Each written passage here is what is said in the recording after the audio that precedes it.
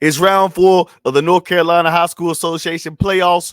We got a couple of games to discuss. We can also talk about some games that were already settled. With that being said, round 4, they're getting closer and closer to these state championships. Here we go. You know what time it is. Raw mind, raw thoughts. Hit my music.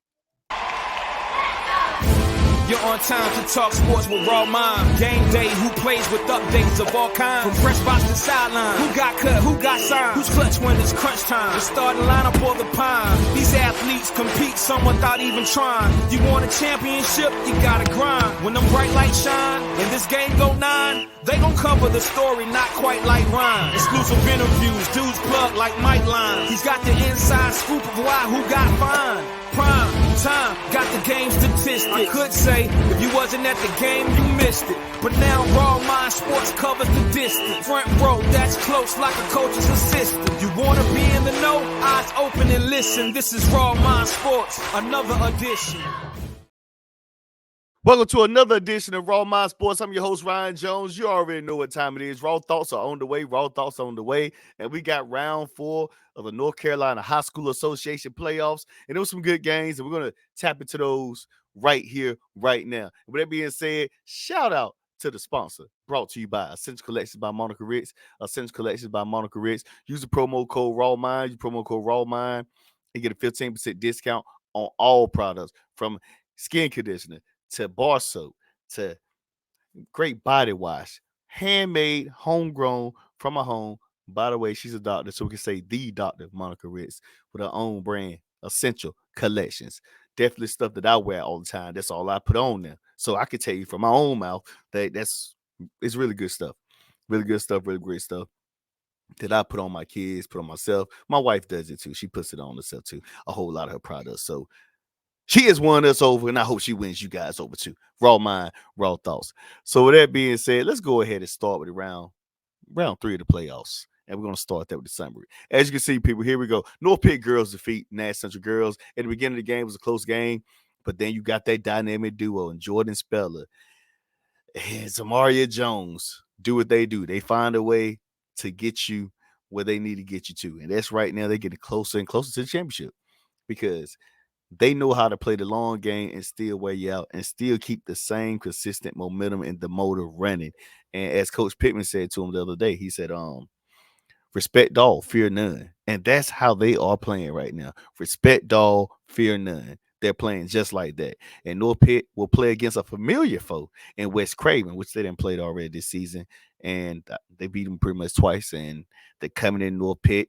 You know, it's easy to say, North Pitt is going to win this game, which I do. I feel like North Pitt is going to win myself, raw thoughts. But at the same time, you're playing the team 3 times.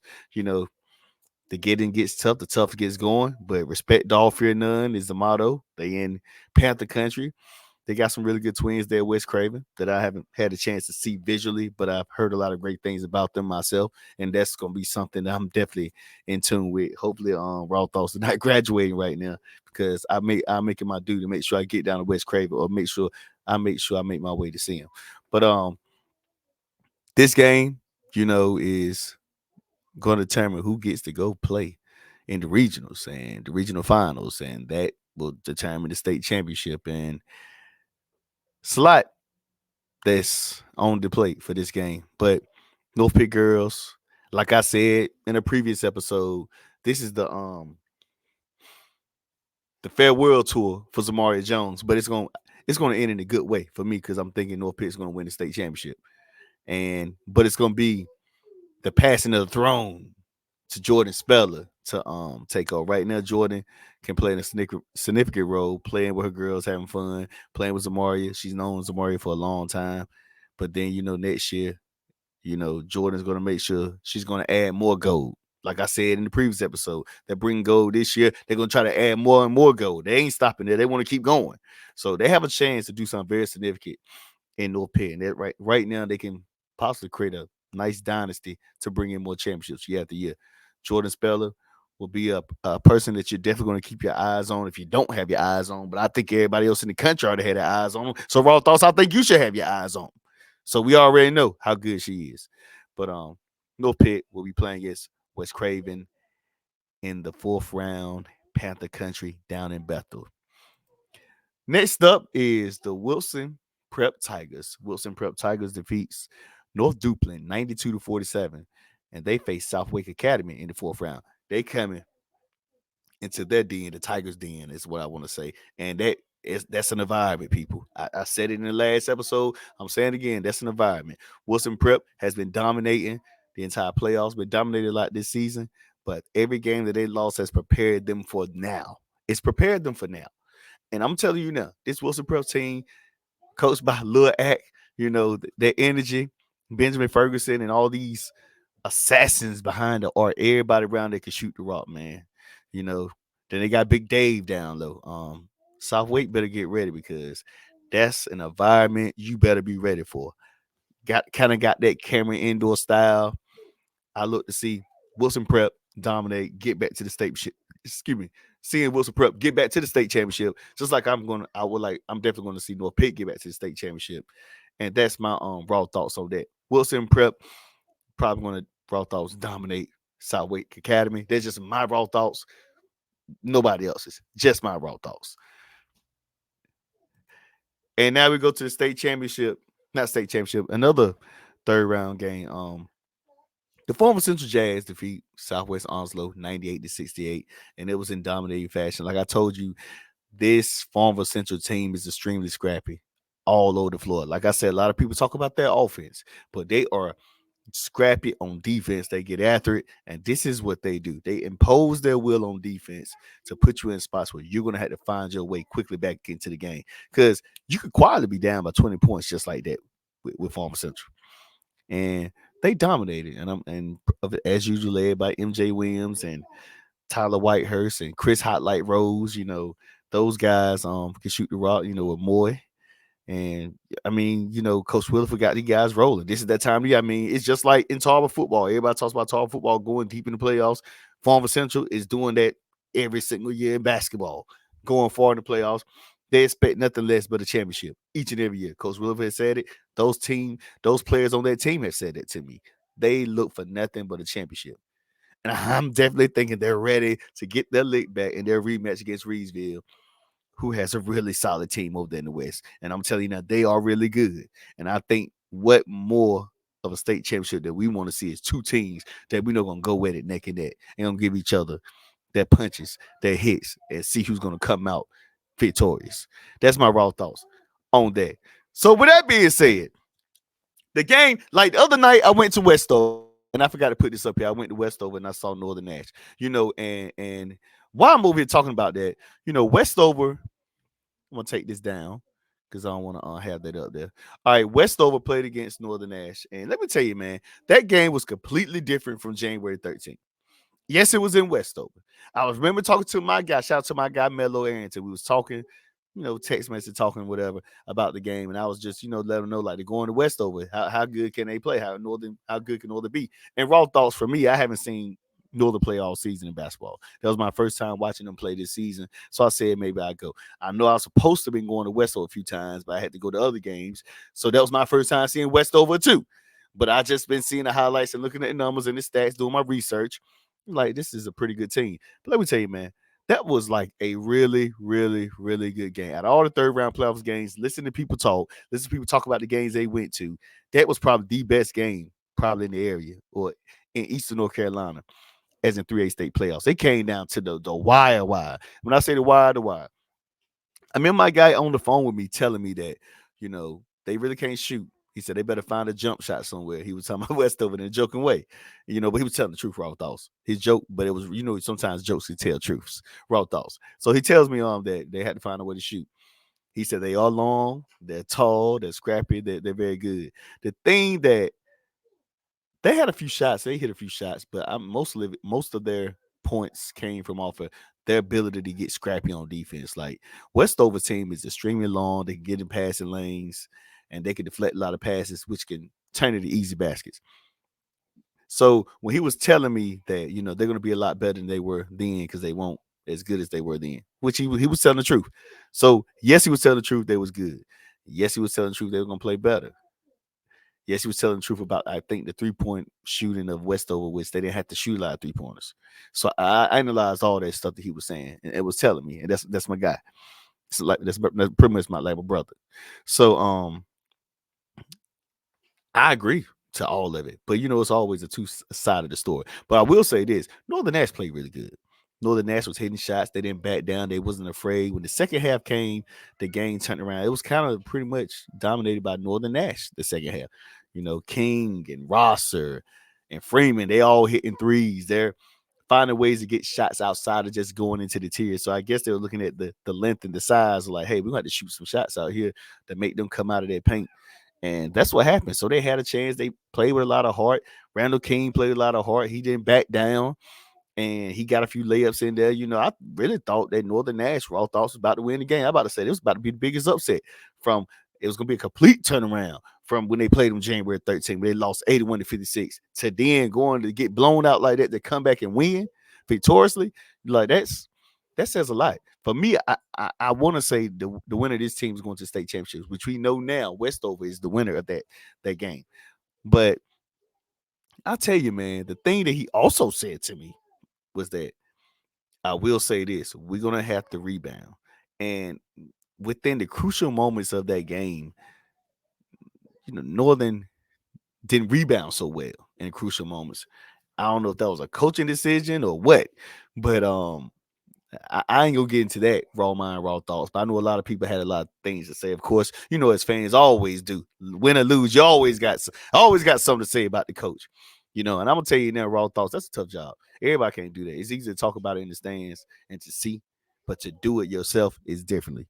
I'm not gonna say every fan can't coach. There probably is some fans in the stands they probably can coach, who probably can get down there and do some really good work. But I'm just saying in general, like, in the heat of the moment, who knows what those coaches think about and discuss or whatever. And I know everybody got their own thing they want to say about it and agree or disagree, and that's cool. You got that right. But we don't know until you get in that spot, into that's hot seat, and see what you can do. But I can't say you can't do it either. I mean, you probably can do a great job coaching. Maybe you can, maybe you're not. But I'm just saying, coaching is not an easy task, and you definitely must know that. Raw thoughts before you get into those seats.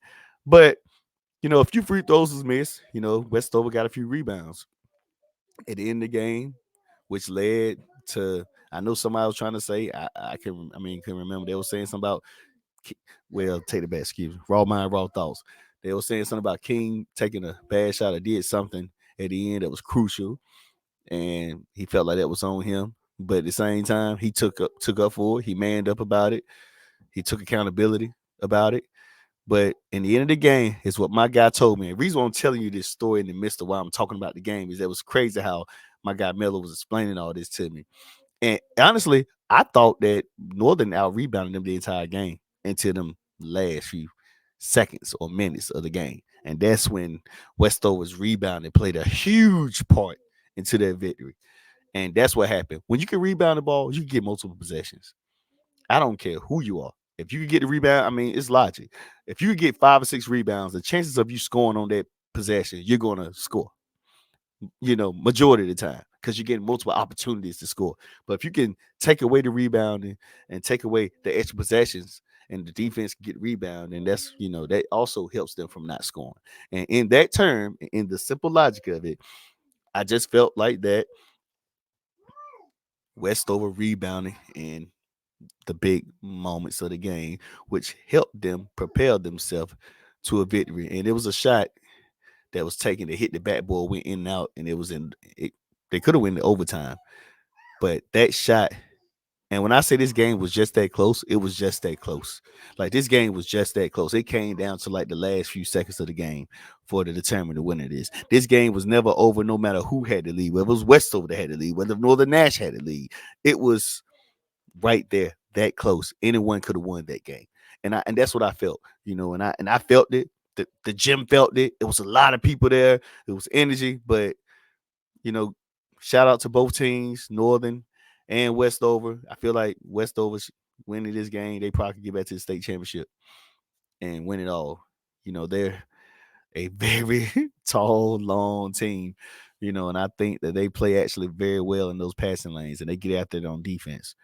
Tough break for Northern, because I really thought in the closing moments that Northern was going to win, but Rebounding was key in the last few seconds, which propelled Westover to get the victory. But Westover plays Southern Durham this Friday in the 4th round, and they have a D1 player there as well with them. We'll see how that goes in that game. But Westover Coach Stackhouse says, you survive and you win to play it again. Survive to win to play again. Those were his raw thoughts. All right. Now, the game I'm going to Friday.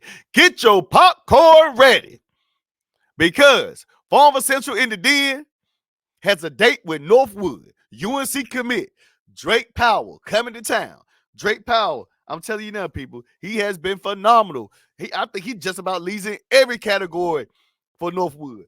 He averages 17.7 points per game. He averages almost 8 rebounds a game. He leads the team in assists. He leads the team in steals. He leads the team in blocks. He has a 42% three-point percentage from 3. And the only thing he don't lead in is free throws because he's second in free throws at 80% behind Fred Whitaker, who's at 86% at the free throw line. That's the only category, statistical category he doesn't lead in. But this comes to me looking at this stat book. If I look at, they always say, everything on paper looks good. Let's see what happens in the game. But on paper, it looks like that's the one-man band. I'm not going to say it is the one-man band, but it looks like Drake Powell is the reason their Northwood Chargers are still in the playoffs and playing at a high level because he can get everybody involved. He's the playmaker. He's the scorer. He makes sure everything runs according to plan. And Drake Powell is going to UNC next season, and I'm excited to see him to come to the Den because although he's going to UNC, if you know, you know. Farmville Central, it's always, no matter where you going, if you got to come to the Den, you better get it in. Because if you can't get it in, don't worry about playing to win because you out of there.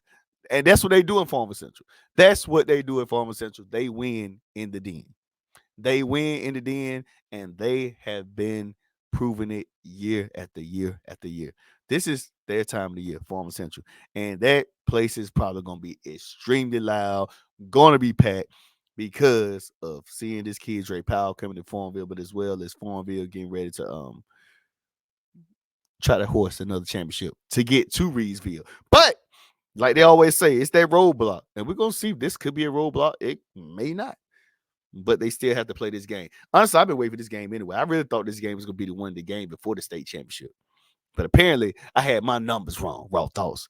I didn't know it was going to be this early. But I'm excited. I'm ready for tomorrow. I'm ready to see who is going to win this game because it's going to be packed in there, popcorn ready. But before I do that, let me tell you about Farmville. I just named everything about Drake Powell, but man, Farmville got some really good players here. Of course, I always talk about MJ Williams. MJ Williams averages 16 points a game, averaging. He also leads the team in assists. He leads the team in steals. 3 assists a game and 1.6 steals a game as well. And then you got Tyler Whitehurst, who averages 15.4 points per game. Him and Chris Hotlight Rose are shooting 45% from 3. And even though they may start or one may come off the bench, but majority of the time, they always don't. The train keeps moving because you always have one or the other in the game. And they're shooting 45% from 3. These guys can light up the scoreboard. Those two, Chris Hotlight Rose and Tyler Whitehurst. Then you got Hampton Evans averaging 12.8 points per game. I'm excited for this game. I don't think it's going to be a blowout, but I do know this. Northwood Chargers coming into the Den, better get ready for some extremely tough defense.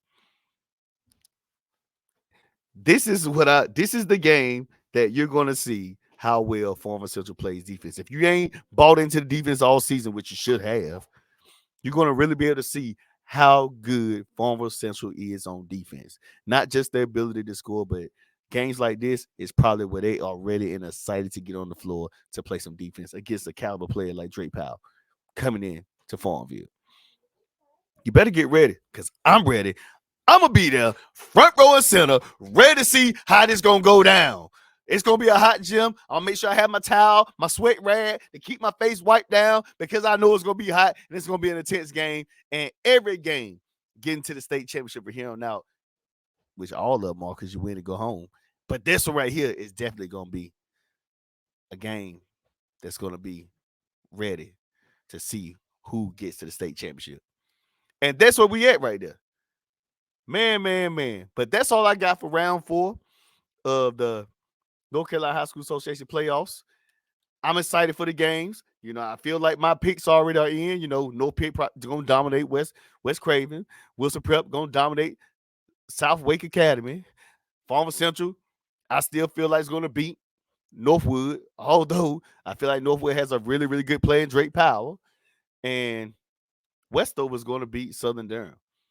Those are my picks. That's all I got. You already heard it. Get ready to listen to this episode on all podcast players. Make sure you subscribe to all my content. And it's available on just about everything. I got a website, rawmindsports.com. It's on Apple Podcasts, iHeartRadio, Spotify, Google Podcasts, TuneIn, YouTube. You can watch it on Facebook visually. You can watch it on Instagram, the snippets or whatever. The link is in the bio on Instagram. I'm everywhere pretty much, people. I can't wait. It's 4th round playoffs, and the tough gets going, and the going gets tough is what they say. But this is what we want. This is what we want to see. Good basketball at its finest. With that being said, Ryan Jones Sr., Raw Mind Sports, Raw Mind, Raw Thoughts is out.